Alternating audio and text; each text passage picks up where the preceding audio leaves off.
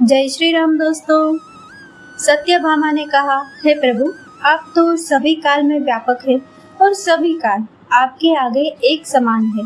फिर यह कार्तिक मास ही सभी मासों में श्रेष्ठ क्यों है? आप सब तिथियों में एकादशी और सभी मासों में कार्तिक मास को ही अपना प्रिय क्यों कहते हैं? इसका कारण बताइए। भगवान श्री कृष्ण ने कहा, हे भामिनी, तुमने बहुत अच्छा प्रश्न किया है। मैं तुम्हें इसका उत्तर देता हूँ, ध्यान पूर्वक सुनो। इसी प्रकार एक बार महाराज बैन के पुत्र राजा पृथ्वी ने प्रश्न के उत्तर में देवर्षि नारद से प्रश्न किया था और जिसका उत्तर देते हुए नारद जी ने उसे कार्तिक मास की महिमा बताते हुए कहा, हे राजन, एक समय शंख नाम का एक राक्षस बहुत बलवान एवं अत्याचारी हो गया था। उसके अत्याचारों से तीनों लोकों में त्राही त्राही मच गई। उस शंखासुर ने स्वर्ग में निवास करने वाले देवताओं पर विजय प्राप्त कर इंद्रादि देवताओं एवं लोकपालों के अधिकारों को छीन लिया। उससे भयभीत होकर समस्त देवता अपने परिवार के सदस्यों के साथ सुमेरु पर्वत की गुफाओं में बहुत दिनों तक छिपे रहे। तत्पश्चात वे निश्चित होकर सुमेरु पर्वत की गुफाओं में ही रहने लगे।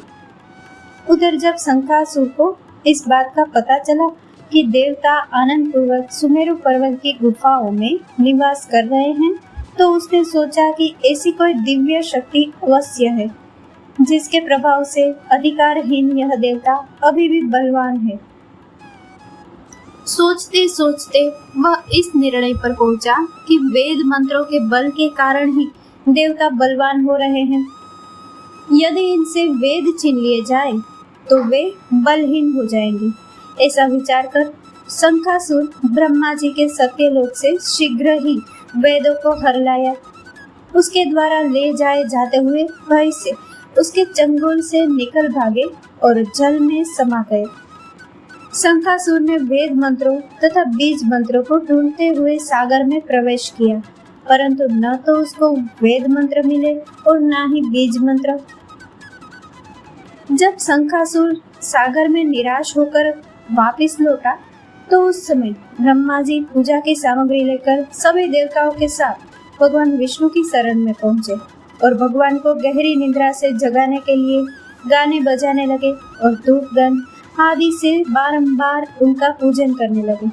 धूप दीप नैवेद्य आदि अर्पित किए जाने पर भगवान की निद्रा टूटी और वह देवताओं सहित ब्रह्मा जी को अपना पूजन करते हुए देखकर बहुत प्रसन्न हुए तथा कहने लगे, मैं आप लोगों के इस कीर्तन एवं मंगलाचरण से बहुत प्रसन्न हूँ।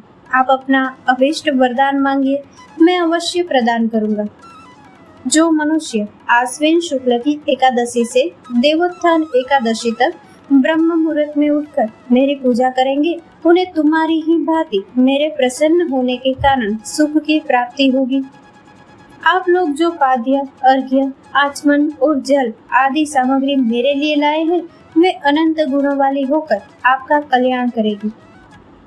शंखासुर द्वारा हरे गए संपूर्ण वेद जल में स्थित है। मैं सागर पुत्र शंखासुर का वध करके उन वेदों को अभी लाए देता हूँ। आज से मंत्र बीज और वेदों सहित मैं प्रति वर्ष कार्तिक मास में जल में विश्राम किया करूँगा। अब मैं मत्स्य का रूप धारण करके जल में जाता हूँ। तुम सब देवता भी मुनीश्वरों सहित मेरे साथ जल में आओ। इस कार्तिक मास में जो श्रेष्ठ मनुष्य प्रातः काल स्नान करते हैं, वे सब यज्ञ के अवभृत स्नान द्वारा भली भांति नहा लेते हैं। हे देवेंद्र, कार्तिक मास में व्रत करने वालों को सब प्रकार से धन, पुत्र पुत्री आदि देते रहना और उनकी सभी आपत्तियों से रक्षा करना। हे धनपति कुबेर, मेरी आज्ञा के अनुसार तुम उनके धन धान्य की वृद्धि करना, क्योंकि इस प्रकार का आचरण करने वाला मनुष्य मेरा रूप धारण करके जीवन मुक्त हो जाता है। जो मनुष्य जन्म से लेकर मृत्यु पर्यंत विधि पूर्वक इस उत्तम व्रत को करता है, वह आप लोगों का भी पूजनीय है। कार्तिक शुक्ल पक्ष की एकादशी तिथि को तुम लोगों ने मुझे जगाया है, इसलिए यह तिथि मेरे लिए अत्यंत प्रीतिदायिनी और माननीय है। हे देवताओं, यह दोनों व्रत नियम पूर्वक करने से मनुष्य मेरा सानिध्य प्राप्त कर लेते हैं। इन व्रतों को करने से जो फल मिलता है वह अन्य किसी व्रत से नहीं मिलता। अतः प्रत्येक मनुष्य को सुखी और निरोग रहने के लिए कार्तिक मातम्य और एकादशी की कथा सुनते हुए नियमों का पालन करना चाहिए। यहाँ पर कार्तिक मातम्य के तृतीय अध्याय की कथा पूर्ण हुई। दोस्तों, इस कथा को लाइक, शेयर और हमारे चैनल को सब्सक्राइब करना ना भूले। जय श्री राम।